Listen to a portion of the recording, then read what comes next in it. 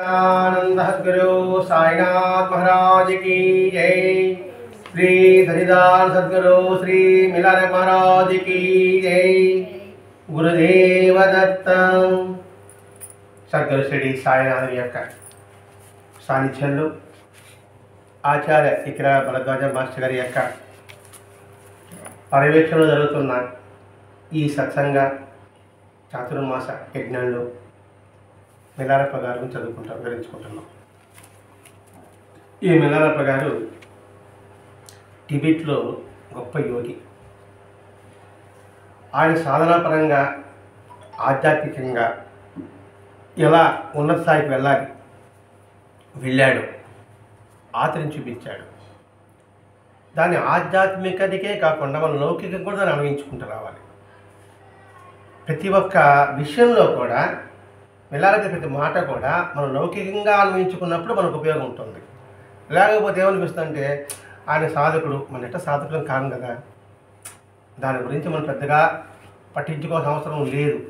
ఏదో విన్నాం, బాగుంది, ఆయన గొప్పవాడు, మహాత్ముడు, ఆయన పూజిస్తాం, ఆయన ఆరాధిస్తాం, అంతవరకే పరిమితం అయిపోతున్నాం. ఆ పరిమితి నుంచి అపరిమితికి రావాలి. ఎందుకంటే జీవితం ఎంతో విలువైనది. ఆ విలువైన జీవితాన్ని ఎలా సద్వినియోగం చేసుకోగలగాలి. కాలం చాలా స్వల్పం. ఆ స్వల్ప కాలంలో మనం ఏ విధంగా ఉన్నత స్థాయికి తీసుకెళ్ళగలగాలి. ఆ ఉన్నత స్థాయి అంటే ఏమిటి? ఆనందం. ఆ ఆనంద స్థితి పొందాలంటే మార్గం ఏమిటి అంటూ తన సాధనలో చూసుకుంటూ సాధన చేసుకుంటూ వస్తూ కూడా అందులో లౌకిక విషయము పారమార్థిక విషయము రెండు తెలియజేసి వస్తున్నాడు. లౌకిక విషయంలో ఉన్నప్పుడు ఇబ్బందులు ఏమిటి, పారమార్థిక విషయంలో ప్రయోజనాలు ఏమిటి. అలా అన్నప్పుడు మన లౌకికంగా ఉంటూ కూడా ఈ లౌకిక కూడా ప్రయోజనం పొందవచ్చు, లౌకికంగా ఉంటూ కూడా ప్రయోజనం పొందవచ్చు. అది సాయి సాంప్రదాయం. అది మాస్టర్ గారు మనకు అందించింది. ఈయన సాధన చేసుకుంటూ అలా కొండలో కోలో గుహలో ప్రయాణం సాగిస్తూ ఉన్నాడు. ఎవరు? మిలారప్ప. అంత అయిన తర్వాత ఒక మంచి వెలుగుల గల కోట ఆ ప్రాంతానికి చేరాడట. చూడండి, ఒక్కొక్క ప్రదేశానికి ఒక్కొక్క పేరు. ఆ పేరులో ఉన్న ఆంతర్యం మంచి వెలుగుల గల కోట. ఇక్కడ కోట అంటే మన దృష్టిలో ఏమవుతుంది? ఒక రాతి కట్టడం అనిపిస్తుంది. కోట అంటే ఒక శరీరం, మంచి వెలుగులతో కూడిన శరీరం, మంచి భావాలతో కూడిన దేహం. ఆ ప్రాంతానికి వెళ్ళినప్పుడు మనసు ప్రశాంతంగా ఉంటుంది అప్రయత్నంగా. ఇక్కడ బాహ్యంగా చూస్తే ఉంటున్నాము, ఆ ప్రదేశం మంచి వెలుగుల కోట ప్రదేశానికి చేరాడు, అక్కడికి వెళ్ళాడు, ధ్యానాన్ని అభ్యసించాడు, ఎంతో ఉన్నత స్థాయి పొందాడు, ఆధ్యాత్మికంగా ఎంతో పురోగమించాడు అని ఉంది. ఇక్కడ ఆధ్యాత్మికంగా ఎంతో పురోగమించాడు ఉంది. ఏది? ఆ ప్రాంతానికి వెళ్ళి ధ్యానం చేసుకుంటున్నప్పుడు. అదే మనం దీన్ని అనుభవించుకుంటున్నాం. మంచి వెలుగుల కోట. కోట అంటే శరీరము, అంతఃపురము.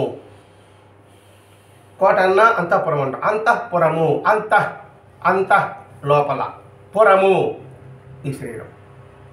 ఈ లోపల అంతంలో మంచి వెలుగులు కలిగి ఉండాలి. వెలుగు అంటే కాంతి. ఆ కాంతి చీకటి పారదొలుతుంది. కాంతి ఉంటే అన్ని స్పష్టంగా మనకు కనిపిస్తుంది. జ్ఞానం ఉంటే అన్ని విషయాలు మనకు తెలుస్తుంది.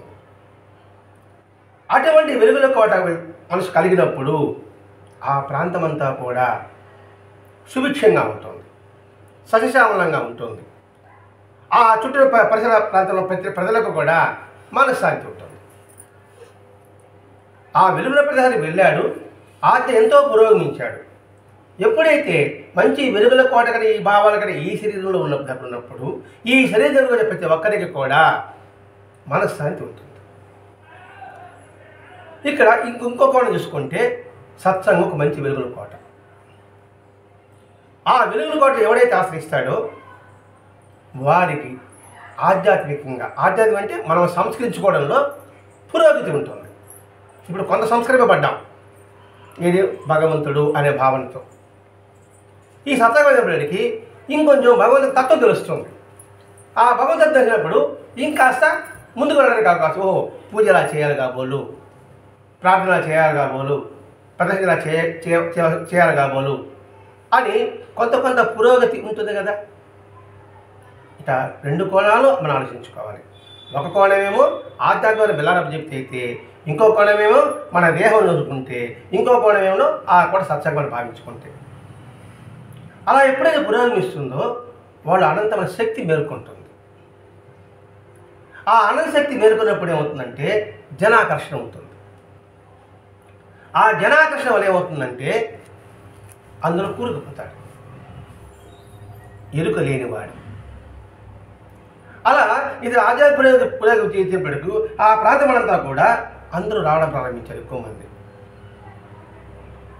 మెరుగున్న చోటికే మనిషి వచ్చినట్టుగా వచ్చేప్పటికి ఇది అన్ని వసతులు ఏర్పరచడం ప్రారంభించారు.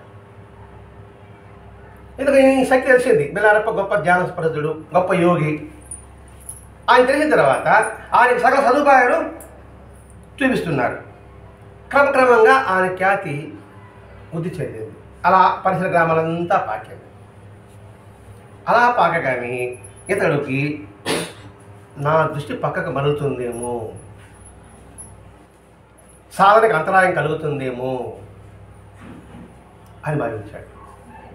ఒక వస్తువుని పదే పదే చూడగా అది వద్దు వద్దు వద్దు అనిపించినప్పటికీ కూడా పదే పదేపటికి చూస్తే ఏమవుతుందిలే అని మనసు ఆ వైపు మంటుంది. ఒక్కసారి చూద్దాం, మనం కంట్రోల్లోనే ఉన్నాం కదా, ఏం కాదులే అని అనుకుంటాం. కానీ ఏమి కాదులే అని అయిపోతుంది. ఇప్పుడు దురభ్యాస అలవాటు అంతా కూడా ఇట్లాగే వస్తుంది కదండి. పారాయణ చేసుకుంటున్నాము, ఎవడో పిలిచాడు, ఒక్కసారి మాట్లాడుస్తాం అంటేనే ఆ ఒక్కసారి మాట ఏమవుతుంది, ఇంకొంచెం పెరుగుతుంది, మన సాధన కుంటుపడుతుంది. అంటే ఇక్కడ బెల్లారప్పకి సాధన కుంటుపడుతుంది అని అన్నప్పుడు మనం చేసే సాధనలు ఎంత మాత్రం మనం పరిశీలించుకుంటూ రావాలి. ఈయన సాధన చేసుకుంటున్నప్పుడు, ఈయన ఖ్యాతి ప్రఖ్యాతి తిన్నప్పుడు, ఇంక జనసందోహం ఎప్పుడైతే చూసినప్పుడు తన సాధనకు అంతరాయం కలుగుతుంది. అందుకే జన సంపర్కంతో పెట్టుకుంటే సాధన చాలా కష్టం. ఎందుకు ఏకాంతం అని కోరుకుంటారు వాళ్ళు? మనసు స్థిరపడేంత వరకు, అంటే రమణ మహర్షి, రామకృష్ణ పరమహంస ఆ స్థితి వచ్చేంత వరకు లౌకికలు దూరంగా ఉండవాలి. లేకపోతే ఏమవుతుంది, మన గురి తప్పుతుంది, శ్రద్ధ తప్పుతుంది, ఏకాగ్రత లోపిస్తుంది. ఎందుకంటే అన్నిటికైనా ప్రమాదమైంది కన్ను. చాలా ప్రమాదం కన్ను. ప్రతిదీ చూడమంటుంది అంతే. ఇది చూడొచ్చా చూడకూడదా అని ఉండదు. రెండవది చెవి. ఈ రెండు చాలా ప్రమాదం. మూడవది నోరు. ఎందుకంటే ఈ చూడడం వినడం వల్లనే ఈ నోరు మాట ఉంటుంది. అందుకే సర్వేంద్రియాయం నయనం ప్రధానం అనే పదం ఎందుకు పడతారు? అన్నిటికన్నా ప్రధానం కన్నే, మంచికైనా చెడుకైనా. కాబట్టి ఈ జనసంపర్కం చూస్తున్నప్పుడు మనసులో కొద్దిగా ఒక ఆశ చిగురిస్తుంది, నేను చాలా గొప్పవాడని. ఆ భావన ఎప్పుడైతే వస్తుందో జనసంపర్కం పెట్టుకుంటాడు. జనసంపర్కం ఎప్పుడైతే పెట్టుకుంటాడో సాధన కుదురు. అది ఇతను సాధన చేస్తున్నప్పటికీ తనకు సాధన అంతరాయం కలుగుతుంది అని భావించి వెంటనే తన గురువుగారు చెప్పిన గుహలన్నీ పేరు జ్ఞప్తికి తెచ్చుకున్నాడు అని చెప్పాడు. పలానా దగ్గర పలానా దగ్గర పలానా గుహ పలానా స్థాన్ని చేసుకుంటూ వస్తున్నాడు కదా. పలానా గుహ కాసేపు, పలానా గుహ కాసేపు అలా చేసుకుంటూ వస్తున్నాడు.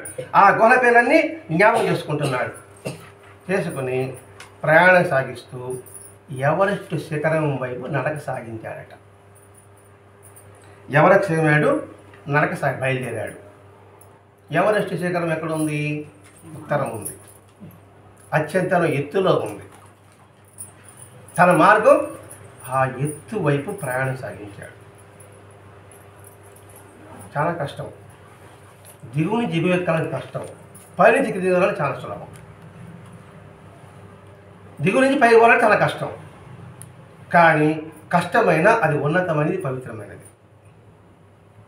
ఇప్పుడు గంగా నది దక్షిణ ఉత్తరాన్ని ప్రవహిస్తుంది.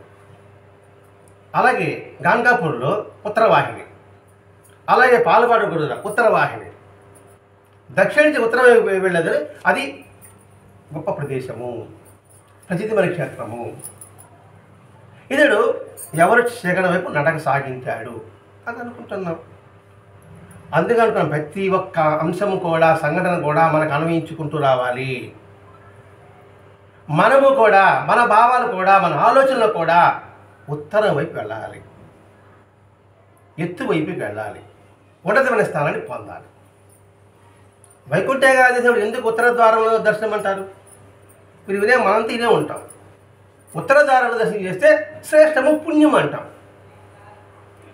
మరి దక్షిణ ద్వారం ఎందుకు చెప్పలేదు అంటే ఆ ఉత్తర ద్వారం అనేది అత్యంత ఉన్నతమైనది, ప్రఖ్యాతమైనది. కాబట్టి మన భావాలు కూడా నిరంతరము కూడా ఎత్తుకి వెతకాలి. కుంచుకుపోయింది మన మనస్సు సత్సంగం లేనంత వరకు. కుంచుకుపోవడం అంటే సంకుచితం, నేను, నాది. ఎప్పుడైతే పూర్వపుణ్యం వల్ల మనకి భరద్వాజ మహర్షి గారు సాన్నిధ్యం లభించడం వల్ల ఈ సత్సంగంలో కుంచుకుపోయిందని కాస్త వికసింపజేసింది.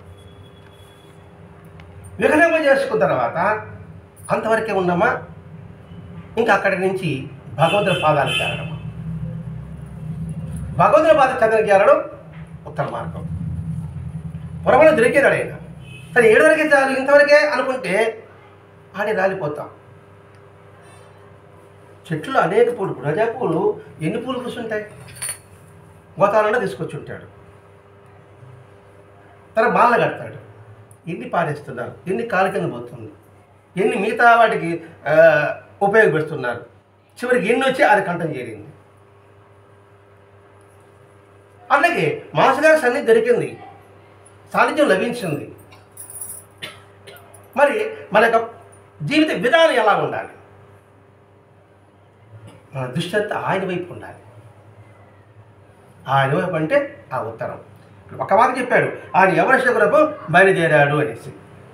ఆ చదువుకునే ఏముందా అనేదో ధ్యానానికి పోయినాడు. అంతవరకే మన మైండ్ ఆలోచన ఉంటుంది. మనం దాన్ని ఎప్పుడు అన్వయించుకునేది.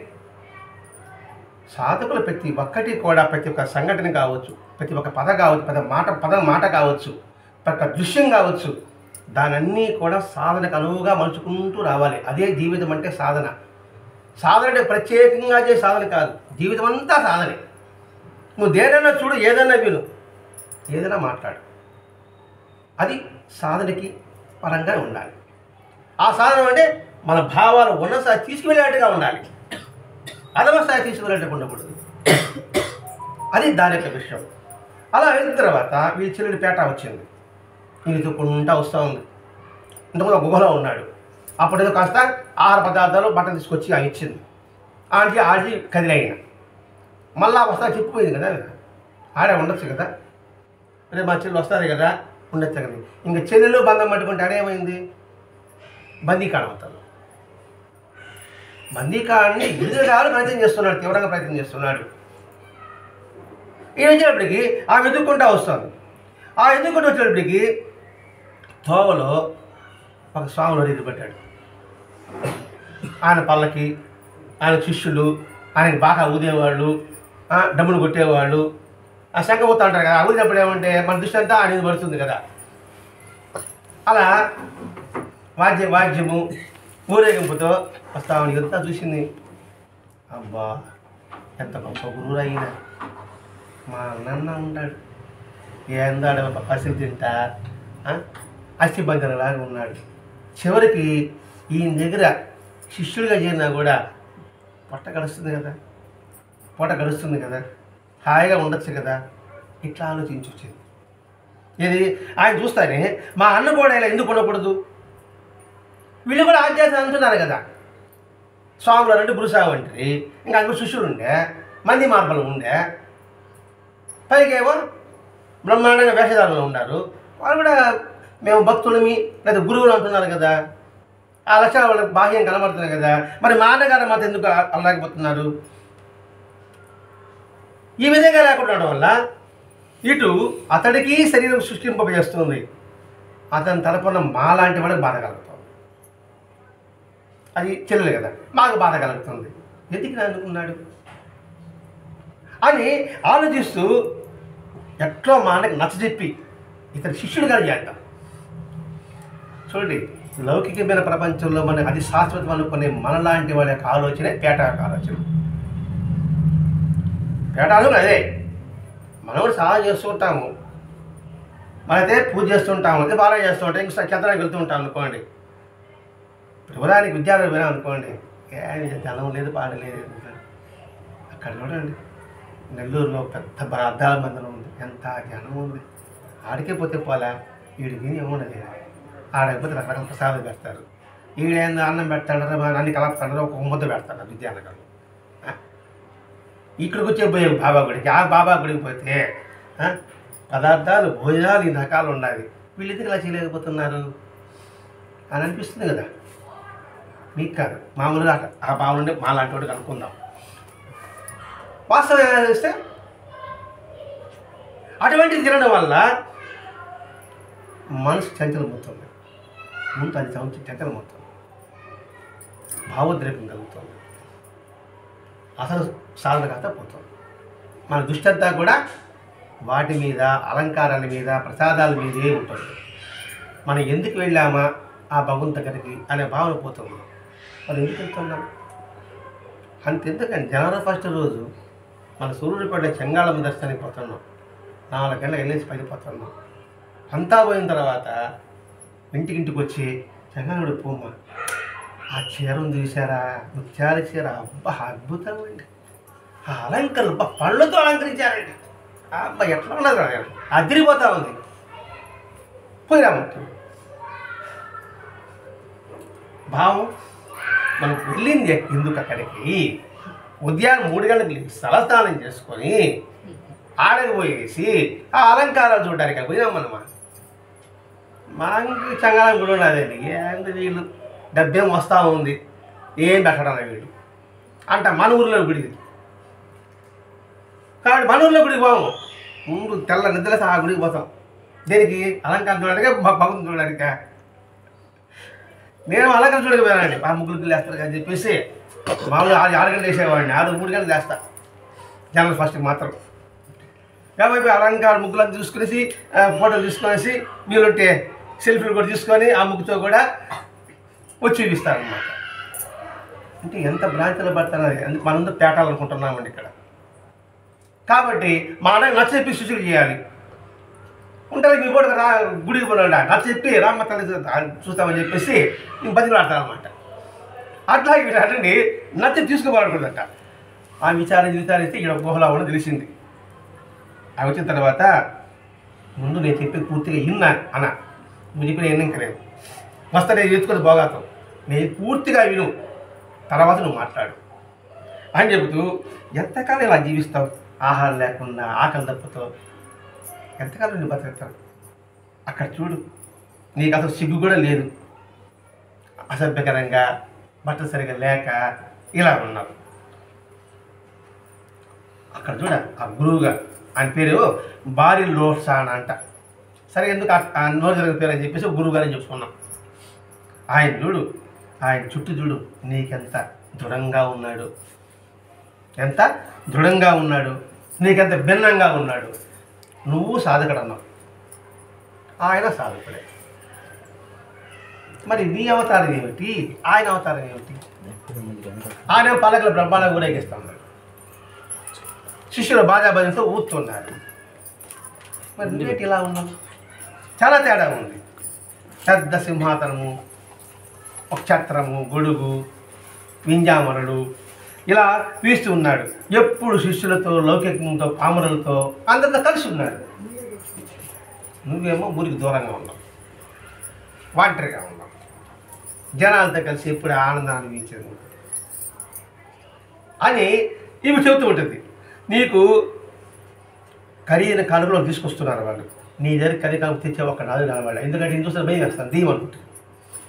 దెయ్యం వాళ్ళు కనబడతా ఉంటాయి, అందరూ పారిపోతూ ఉంటుంది. ఆయన చూడ చూస్తేనే ఆయన దగ్గర కానుకలు తీసుకొస్తున్నారు. కనీసం ఆయన దగ్గరికి వెళ్ళి శిష్యుడు అవ్వాలని నువ్వు ప్రయత్నించాలని నా ఉద్దేశం.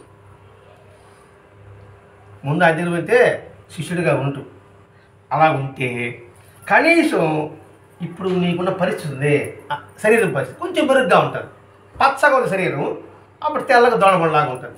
నేను స్వీట్ హాట్ తింటాం కదా, పచ్చగడ్డ తింటే పచ్చగా అయిపోయింది శరీరం అంతా. అప్పుడు స్వీట్ హాట్ తింటే ఒళ్ళంతా కూడా ఒక దోణబండలాగా ఉంటుంది అని చెబుతూ, నిన్ను వదిలి దూరంగా ఉంటే నా దురదృష్టం ఉంది, నేను కూడా నీతో కలిసి ఉంటే నాకు అదృష్టం ఉంటుంది, నేను కూడా నీతో పాటు నేను తినగలను. లేకపోతే ఇలాగే చచ్చిపోతాం. నేను అడుక్కు తింటా పోతున్నా, నువ్వేమి ఇలా ఉన్నావు, మన వంశం అంతరించిపోతాం అని బోరు ఏడ్చిందట.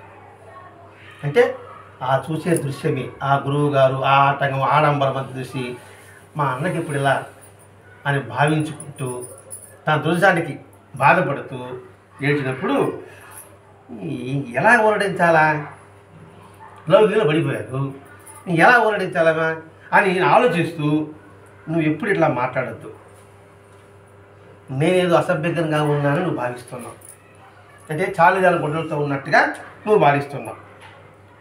అవకాశం లేని ఉత్తమైన సత్యం అయిన జన్మనెత్తి, అవకాశం లేని సత్యమైన ఉన్నతమైన మానవ జన్మ ఎత్తి పదాలు చూడండి ఇక్కడ. అంటే అవకాశం లేని ఈ మానవ జన్మ అంటే అవకాశం లేదు, ఎంతో పూర్వజన్మ సుకృతి ఉంటే తప్ప ఈ మానవ జన్మ రాదు. ఇది ఒక్కడే మనం గుర్తుపెట్టుకుంటే చాలండి. అందుకే జంతువునాం నరజన దుర్లభం, దుర్లభం అన్నాడు, గొప్పదని చెప్పలేదు. ఆ పదం మనం జంతువునాం నరజన దుర్లభం అంటే నరదు గొప్పది అనుకుంటున్నాం. నరజన్మ రావడం దుర్లభం. అటువంటి దుర్లభమైన జన్మ నాకు వచ్చింది, ఉన్నతమైనది. అటువంటి జన్మ పొందినందుకు నేను ఎంత గర్వపడుతున్నాను తెలుసా. అంటే ఇక్కడ మానవ జన్మ గురించి ప్రాస చెప్తున్నానండి. మనం అందరం ఈ జన్మ ఎత్తడాలంటే గర్వపడాలనా బాధపడాలనా అని ఆలోచించుకోవాలి. మనం లౌకిక పరిస్థితిని చూసి ఎందుకు ఈ పాడు జన్మ అంటున్నాం, ఎందుకు నాకు చావు లేదు అనుకుంటున్నాం. చిన్న కష్టం వచ్చినప్పటికి కూడా ఈ జన్మ రావడానికి ఎంతగా కృషి చేస్తున్నారో, ఎంతగా తపస్సు చేస్తున్నారో జనాలు, ప్రాణులంతా కూడా ఈ మానవ జన్మ కోసం. అంటే దేవతలే అనుకుంటారు మానవ జన్మ కావాలని. ఎందుకంటే ఈ మానవ జన్మ ధరను తరించగలము, ఉన్నత స్థాయికి పొందగలము. కాబట్టి అటువంటి మానవ జన్మ వచ్చేదానికి నాకు చాలా గర్వంగా ఉంది. మనకి అటువంటి మానవ జన్మ వచ్చిందని కనీసం ఆ తలంపులో మనం ఉండగలుగుతున్నామని మనం ఆలోచించుకోవాలి. ఇక్కడ మనకి ఇంకొకటి ప్లస్ పాయింట్ ఏంటంటే, దుర్లభమైన మానవ జన్మ వచ్చింది, దుర్లభమైన మహాత్ముల యొక్క సాన్నిధ్యం లభించింది. అందుకే చెప్పుకుంటారు మానవ జన్మ రావడం చాలా పురజన్మ సుకృతం, ముముక్షుత్వం రావడం ఎన్నో జన్మల పుణ్యఫలం, సద్గురికి సాంగత్యం రావాలంటే కోటి జన్మల పుణ్యఫలం. ఈ మూడు లభించాలంటే ఎన్ని జన్మలు పుణ్యం చేయాలి అనేది మానవ జన్మ సార్థకము పుణ్యము అనేది ఎరుకులో పెట్టుకోవాలి. ఇంతకుముందు ఉందో లేదో మనకి తెలియదు, దీన్ని జాగ్రత్తగా చూసుకోవాలి. రెండవది ముముక్షుత్వము అంటే ఏంటి, మోక్షం కోసం ప్రయత్నించేవాడు. ఇక్కడ మోక్షం అంటే ఆనందం అనుకుంటున్నాం, సంతృప్తి అనుకుంటున్నాం. ఆ ముముక్షుత్వం మనకి భరద్వాజ మహర్షి గారి వల్ల లభించింది. ఆలోచన వచ్చింది, ఆలోచించగలవారికి ఆలోచన వస్తుంది అంతే. లేదంటే మామూలుగానే ఆయన చెప్తా ఉంటే చెప్తానే ఉండాలి. ఎంతమంది చెప్పడం లేదా, ఎంతమంది మారారా, మరి ఒకరు మారి సరిపోతుందా అని అనుకున్న వారికి కాదు. అంటే లేకపోతే మాస్టర్ గారి పారాయణని, సత్సంగం అని, మహాత్మ సందర్శనమని ఆయన చెప్పడండి. ఆయన చెప్పడం వల్లే మన మహాత్మ సందర్శనానికి వెళ్తున్నాం. భౌతికంగా లేకపోయినా వాళ్ళ సమాధి దర్శనం చేసుకుంటున్నాం. తద్వారా ముముక్షుత్వం మరి ఎలా జీవించాలి, ఏ మార్గాన్ని వెళ్ళాలి అని ఆలోచిస్తున్నాం. ఆలోచించి సత్సంగంలో ప్రవేశించాం. ప్రవేశించిన తర్వాత మనలో ఉన్న బలహీనతలు తెలుసుకుంటున్నాం. అంగీకరిస్తామని తర్వాత మనం తెలుసుకుంటున్నాం, గుర్తిస్తున్నాం. గుర్తించిన తర్వాత దాన్ని సర్దిద్దుకోలేకపోతున్నాం. కానీ సర్దిలేకపోతున్నామే అని బాధ ఉంది. కనీసం ఆ బాధనే ఉంది. ఇది లేదనుకోండి సమర్థించుకుంటాం. సతమని లేకపోతే సమర్థించుకుంటా. ఎవరు తప్పు చేయడం లేదండి. ఇది కలియుగం, కలికాలం అంతే. ఇది మాయ. ఇలానే ఉంటాం అంటారు. సత్యంగా సద్వినియోగపరచుకోలేకపోతే సత్యం అనుకోండి కనీసం గుండె కడుపు కంటుంది. అందుకే ఆ కడుపు కంటే ఎప్పటికైనా భగవద్ కృపలో పడితే అది మనకెత్తుందంటాడు. కానీ ఆ భావన వచ్చింది కదా.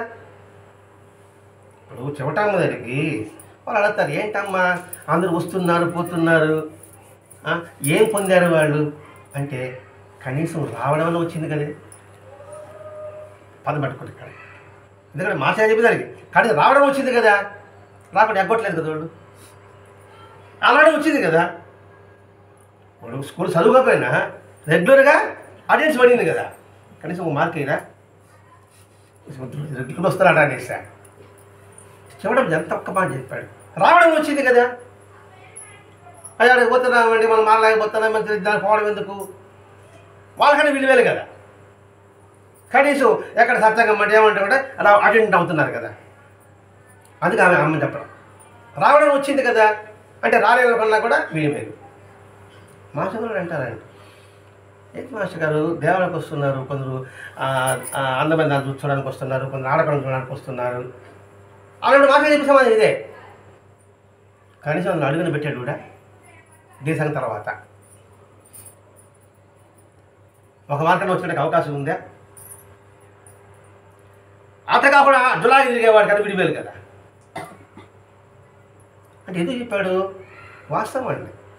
మొట్టమొదట ఒక అడుగు పెడతాని లోపల ప్రవేశించాడు. ఆ ఒక అడుగు పెట్టిన పుణ్యం మర జన్మకి లోపల అడుగు పెట్టేస్తాడు. మనం గుర్తు చదివాం, కుక్క ఊరికి నేను గుడిచుడు తిరుగుతానే ఎంత ఉన్న జన్మ దిక్కిందా. ఆ తిరిగేవాడు కూడా తను కూడా తిరుగుతుంటే వాడికి ఎంత ఉన్న జన్మ వచ్చిందా.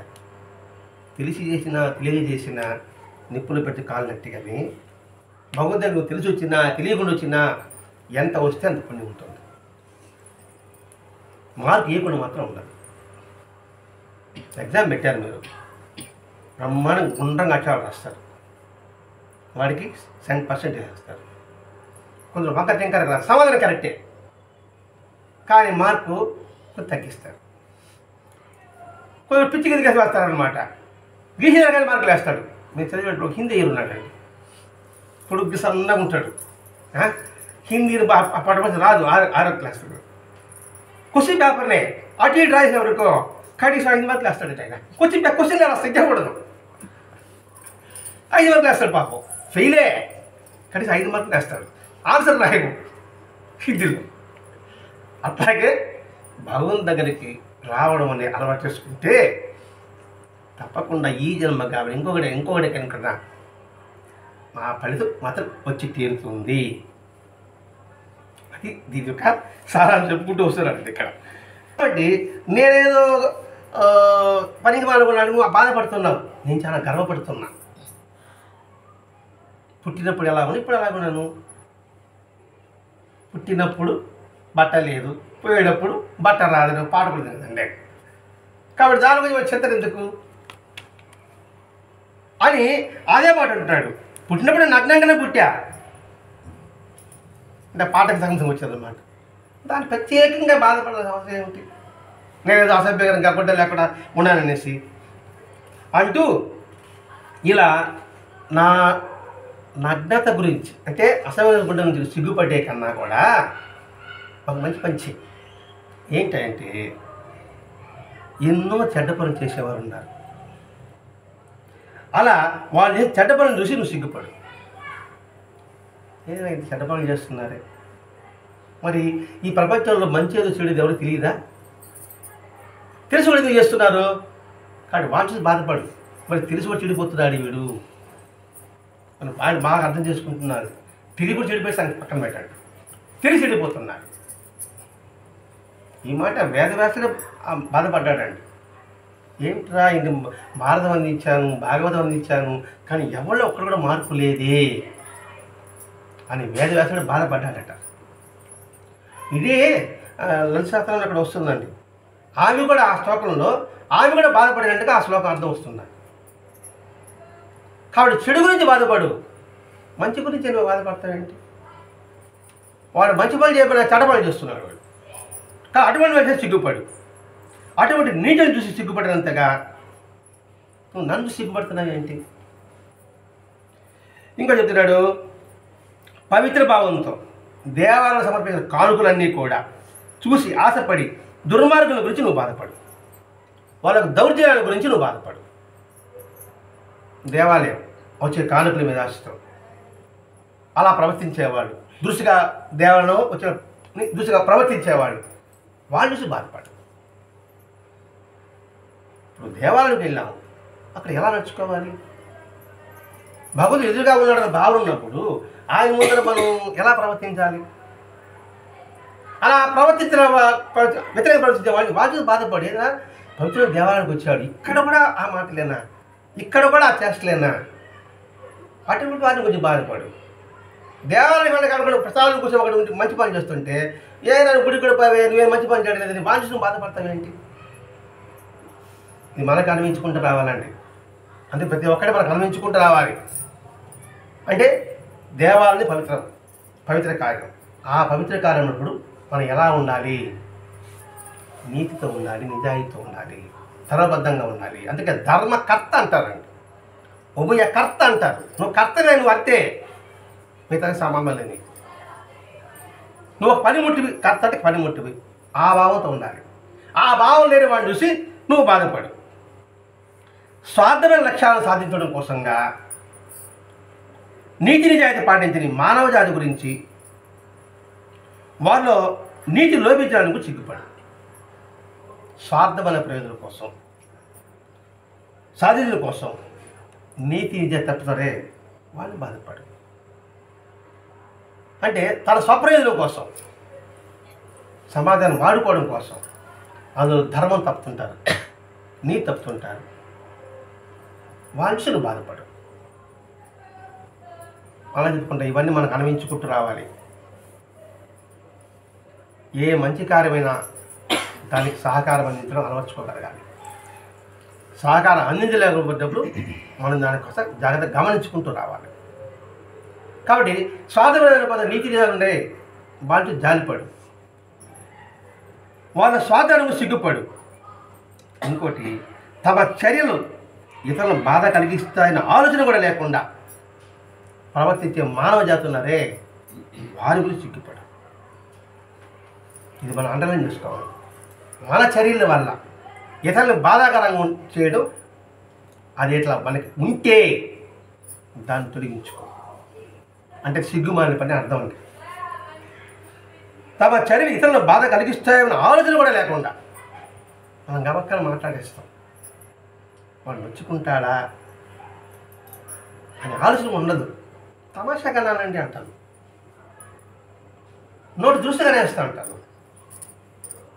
అటువంటి వాడిని నువ్వు సిగ్గుపడు. అంటే ఈ అలవాట్లన్నీ కూడా మనలో ఉంటే మనం దానిని ఏ విధంగా తొలగించుకోవాలనే అంశమే ఈ అంశం. అంటే ఇక్కడ సిగ్గుపడాలంటే ఆయనకి సిగ్గుపడేట్టుగా ఏదైనా పరిగమాన వాళ్ళ అని అనిపించుకునేట్టుగా మన ప్రవర్తన ఉండకూడదు. ఒకటి, ఇతరులు నొప్పించకుండా ఉండడం. రెండోది, స్వార్థాన్ని ఉపయోగించకుండా నీతి ధర్మాన్ని తప్పడం.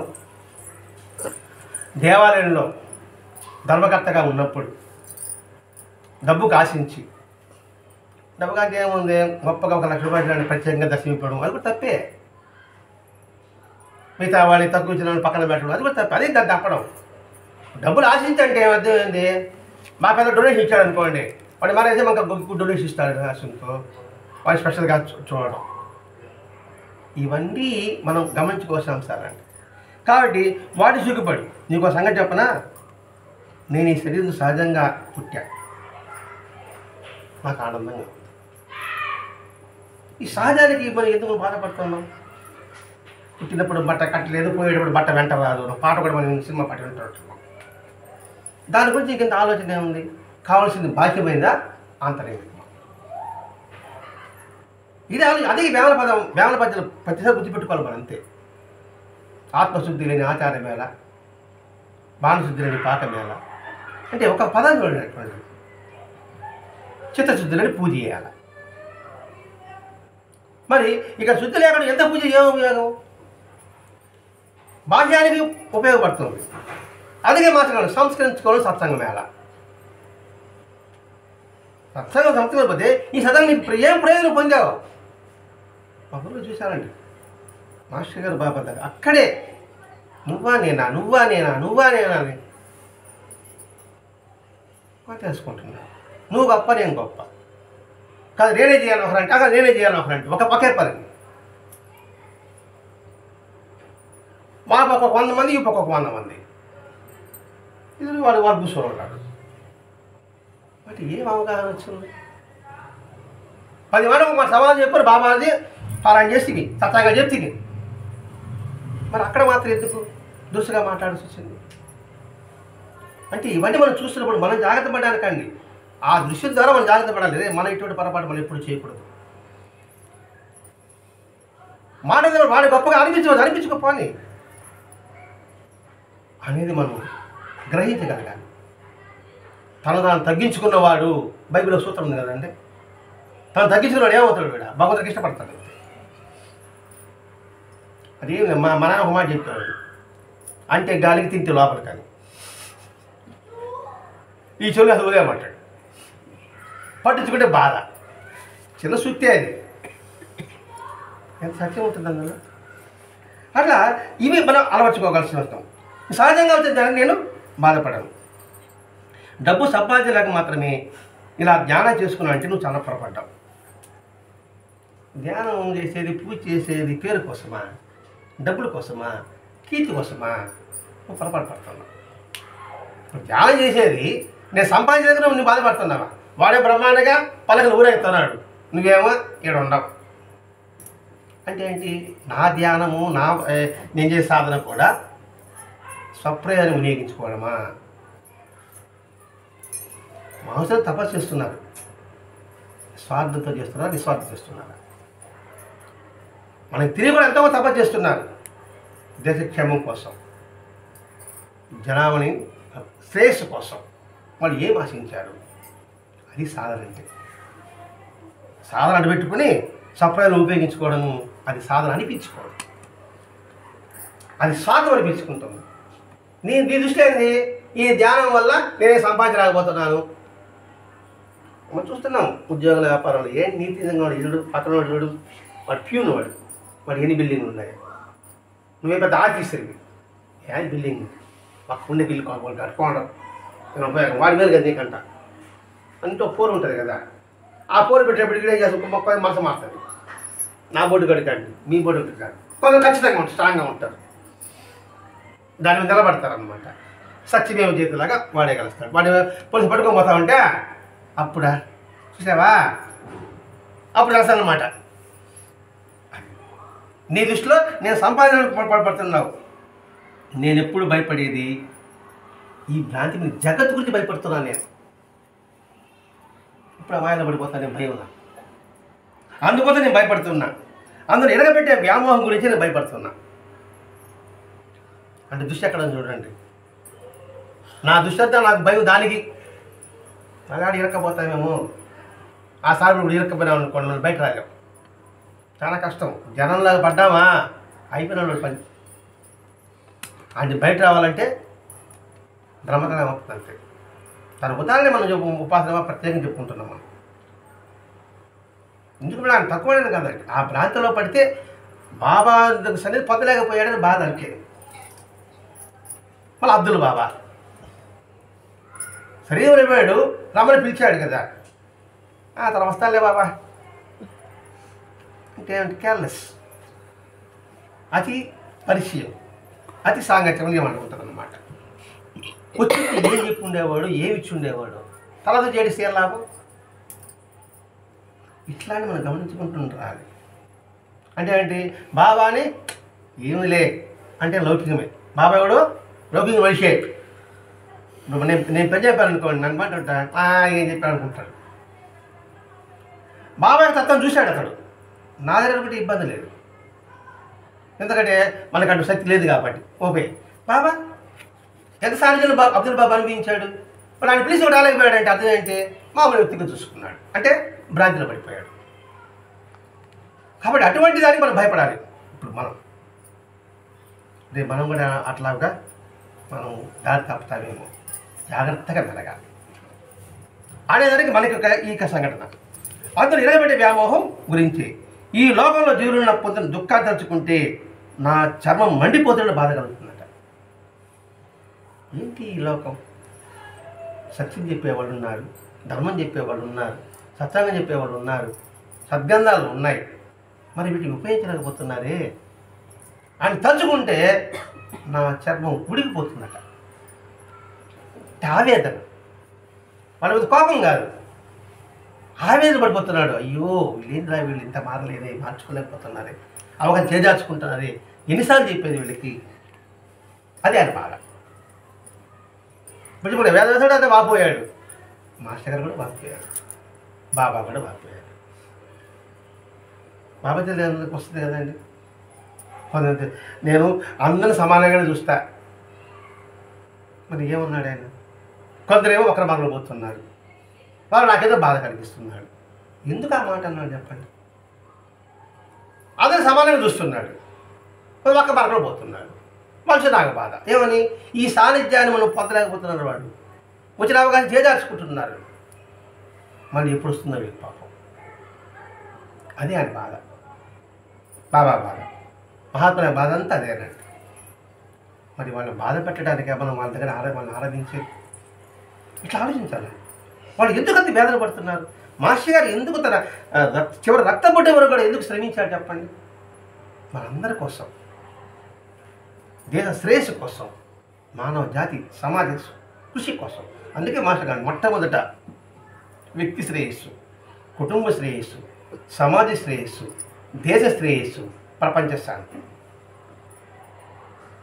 మనకి మరణం దీపాలు వస్తుంది అనుకుంటున్నా, ఎవరికో చెప్తుంటాడు. ముందు వ్యక్తి, తర్వాత కుటుంబం, సమాజం, రాష్ట్రం, దేశం, ప్రపంచ శాంతి. ఈ లక్షణాలు కలిగి ఉంటే మానవ జన్మకి సార్థకం. మరి సమాజ శ్రేయస్సు, దేశ శ్రేయస్సులో స్వార్థం ఉంటే నిస్వార్థం ఉండాలి. మనకి ఏది అర్హత ఉందో దాన్ని పొందు, అర్హత లేనప్పుడు దాన్ని విడిచిపెట్టు. అది కూడా దేశ శ్రేయస్సే. అదే అంటే గవర్నమెంట్ మాకు సబ్సిడీ ఇస్తుంటుంది అనుకోండి, ఆ సబ్సిడీలో అర్హత ఉన్నవాళ్ళు పొందడం అర్థం ఉంది, అర్హత లేని వాళ్ళు కూడా అర్హత కల్పించుకొని పొందుతున్నారు. అది ఎంతవరకు సబబు? దీని గురించి మనం వివరించుకోవాల్సి వస్తుందండి. ఇక్కడ ఈ ఒక్క వాక్యంతో మనం సంస్కరించుకోవడానికే ఇది. నాకు అర్హత లేకుండా నేను సబ్సిడీ పోతే ఎలా ఉంటుంది అని ఆలోచించాలి ప్రతి ఒక్కరు.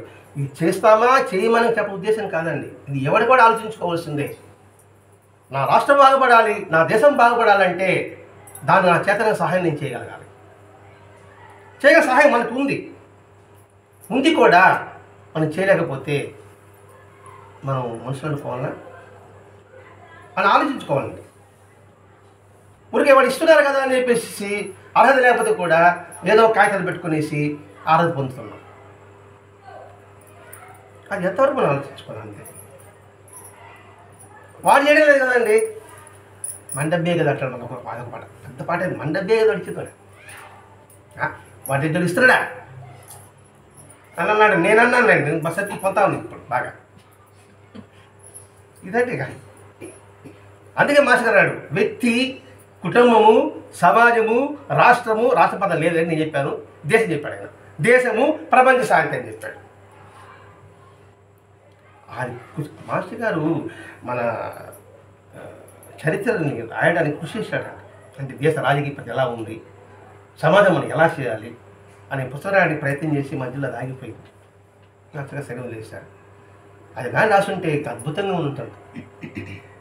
అందుకే మాస్టర్ గారు ఆగస్టు 15కి రిపబ్లిక్ డేకి పారాయణ చేయమని చెప్పి రాస్తారు. మహాత్మా ముద్దుబిడ్డ ఉంది అంటే మాస్టర్ గారు ఎలా ఎంతో చూడండి.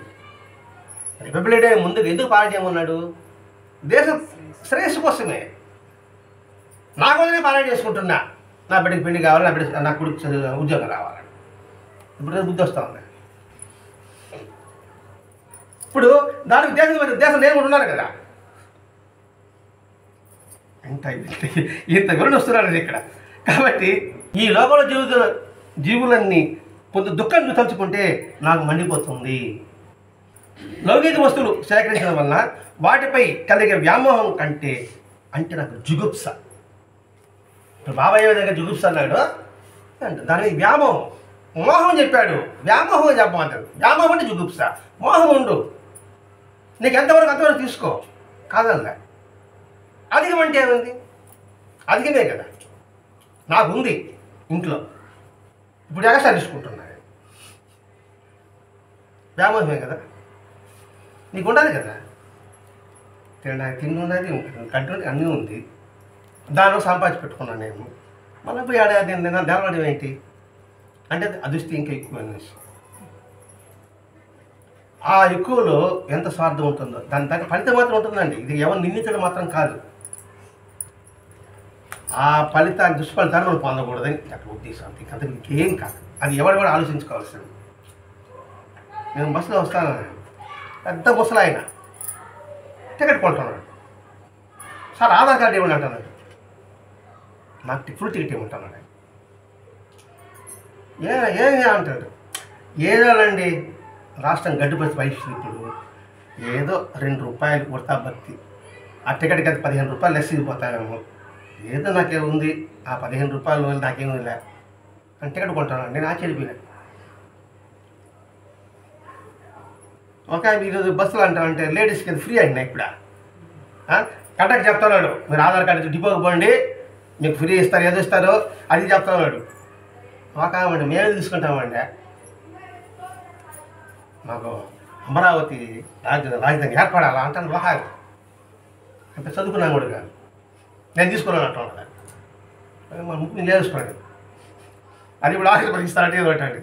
పల్లెలు బస్సుకు పోయినానండి, సిటీ బస్సు కాదు. ఆశ్చర్యపోయినా, ఇంకా ఉంది సమాజంలో ఆలోచించే వాళ్ళు ఉన్నారు. చాలు మాస్టర్ గారు ఇచ్చినట్టుగా. కాబట్టి ఆ బుద్ధి నేను తెచ్చుకోవాలి ఎప్పటి నుంచి. రేపు నేను కూడా ఆధార్ కార్డు ఉపయోగించకూడదు అని అనుకుంటే ఇప్పుడు అనుకుంటున్నానండి. నేను ఉపయోగించుకున్నాను. మనం అంత పెద్ద ఆయన 75 ఏళ్ళు కూడా ఆయన బ్యాచ్ చేస్తాడు కదా, ఆధార్ కార్డు చూపిస్తాను అంటున్నాడు ఆయన. సార్ నేను ఫుల్ టికెట్ అంటున్నాడు ఆయన. ఆశ్చర్యం కదా. ఆ మారుకుంటే ఇంకేముంది, పోయా అంటారు. ఇప్పుడు అనలేదు నేను కూడా ఆధార్ ఉపయోగించుకుని ప్రయత్నం చేస్తాను. అటువంటి జుగుప్స కలుగుతుంది. అప్పుడు నేను ఎలా ఉన్నానో అలా ఉండడానికి కారణం అదే. ఇది హాస్యం చెప్పడం కాదు, నేను మాస్టర్ గారు చెప్పారు. మాస్టర్ గారు రాయడానికి కాగితాలు తీయాలంటే ఆఫీస్ కాగితాలు తీసి ఇచ్చాడు మాస్టర్ గారికి, వైట్ పేపర్లు. ఎక్కడ అన్నాడు, ఆఫీసర్ ఇచ్చాడు. మరి నాకు వద్దాడు ఆఫీసర్, నీ ఆ పనికి ఆఫీస్ వరకు నీకు ఇచ్చింది కాగితాలు, నువ్వు తెస్తే ఏముంది, దొంగతనం సమానం.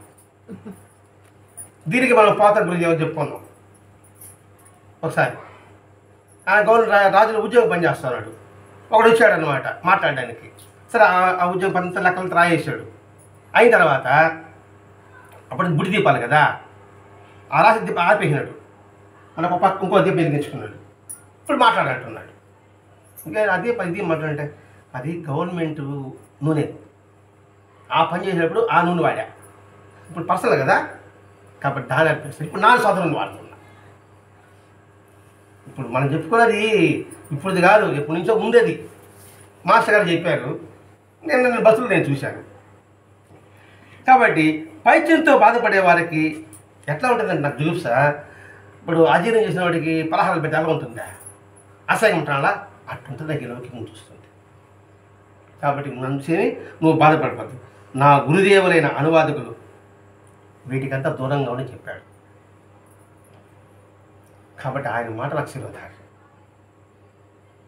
అది ఆయనకి, అది మనకు. మనం అనిపించుకోవాలి కదండి. మనం బాబాను పూజిస్తున్నాం.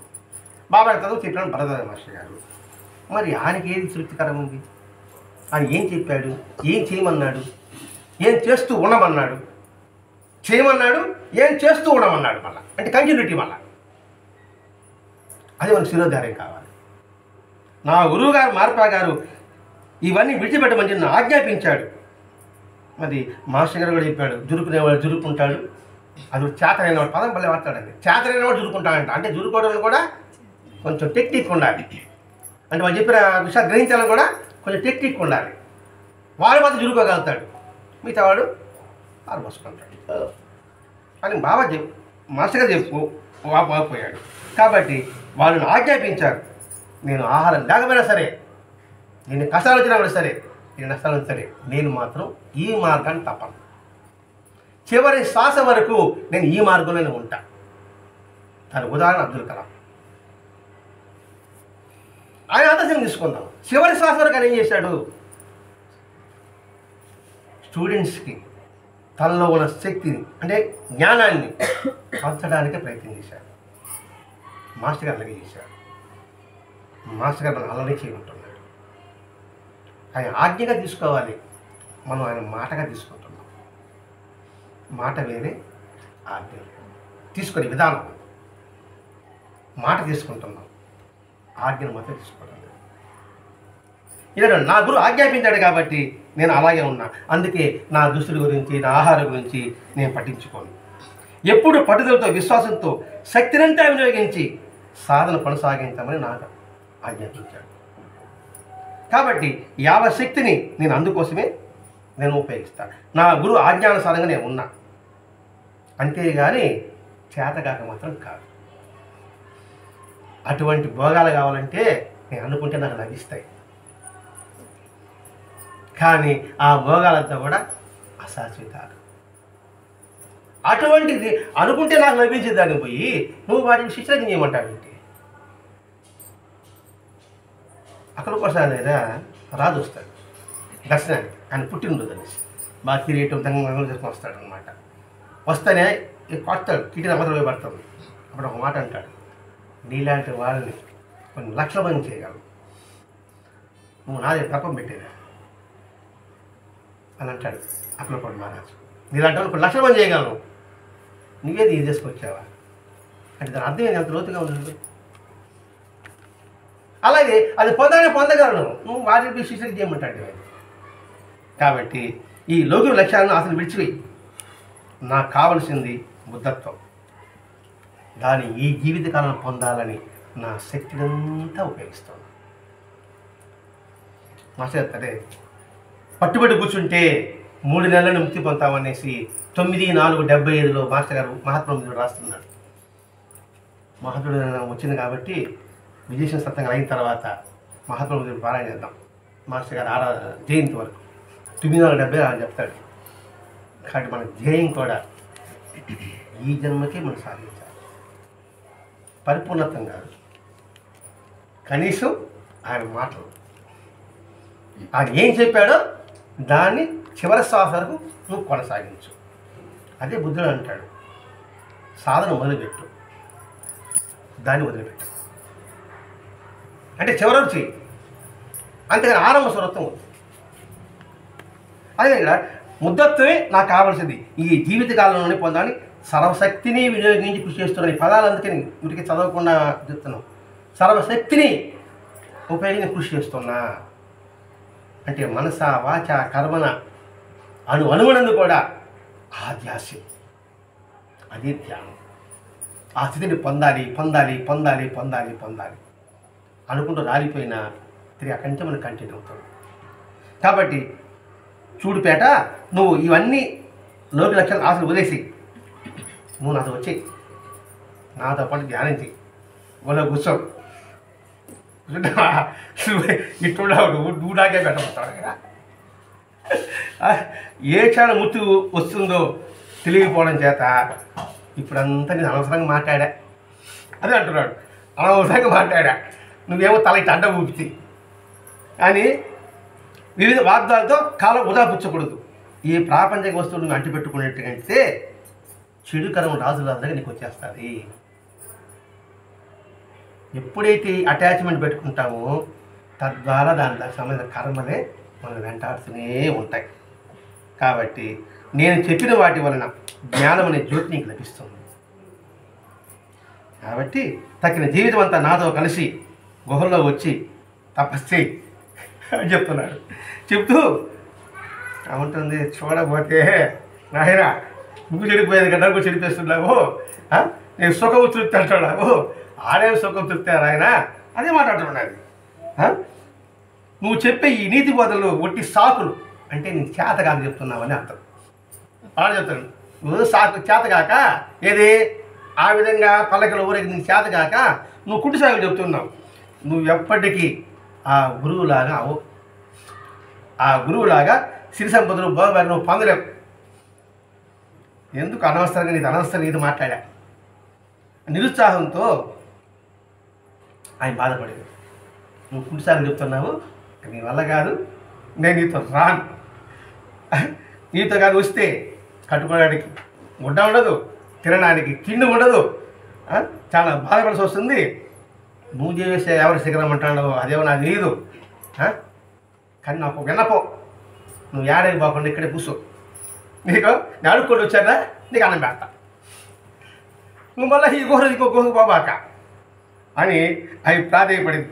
కుదిరని ఇక్కడ ఉండను ఆయన, ఇప్పుడు వచ్చిన దుప్పడ ముక్కు ఇచ్చాను, ఒక పెద్ద దుప్పడ ముక్కు తీసుకుంటాను, త్వరలోనే వచ్చి నేను కలుసుకుంటాను అని చెప్పి ప్రయాణం సాగించింది. అంటే చెవిటోడికి సంఘం వదిలేడు ఊదాడు ఆయన వెళ్ళారప్ప. అంతా ఇరేసి ఇవంతా నీకు చేతగా చెప్తున్నావు అనేసింది. మాస్టర్ కూడా ఎదుర్కొన్నాడు పాపం. చెప్తూనే ఉన్నాడు, అన్ని తలలు ఊపుతానే ఉన్నాం, అన్నీ అర్థమైపోతా ఉన్నది. మళ్ళా మామూలే, అది ఆడవరకే, ఇది సాధ్యమా ఈ కాలమా అని అనుకుంటా ఉంటాం. కానీ ప్రమాణాలు మొత్తం బ్రహ్మాండం చేస్తాం. ఈ క్షణం నుంచి నేను మారిపోతా అని చెప్పేస్తాను నేను. ఇప్పుడు నాకే 2-3 వచ్చినాయి. కాబట్టి అందుకే సాధన అంటే సంస్కరించుకోవడమే అండి.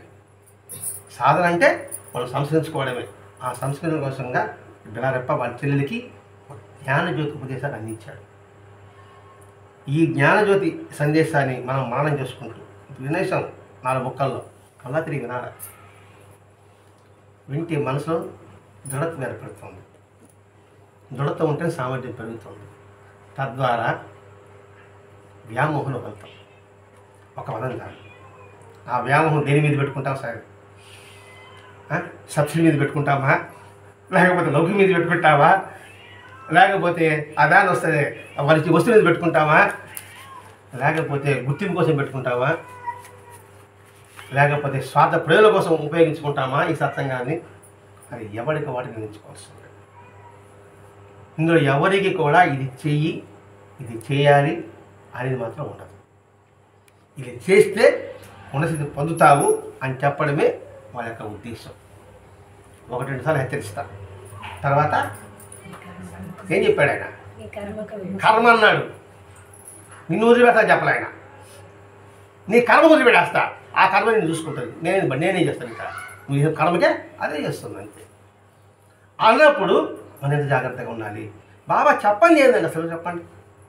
అందుకు మాసిక సార్లు పారాయణ చేయండి, పదే చేయండి. చదువుతాండి, కొత్త భావాలు మనకి తెలుస్తున్నాయి. మనకి ఏ పొరపాటు మనకి అర్థమవుతుంది అసలు.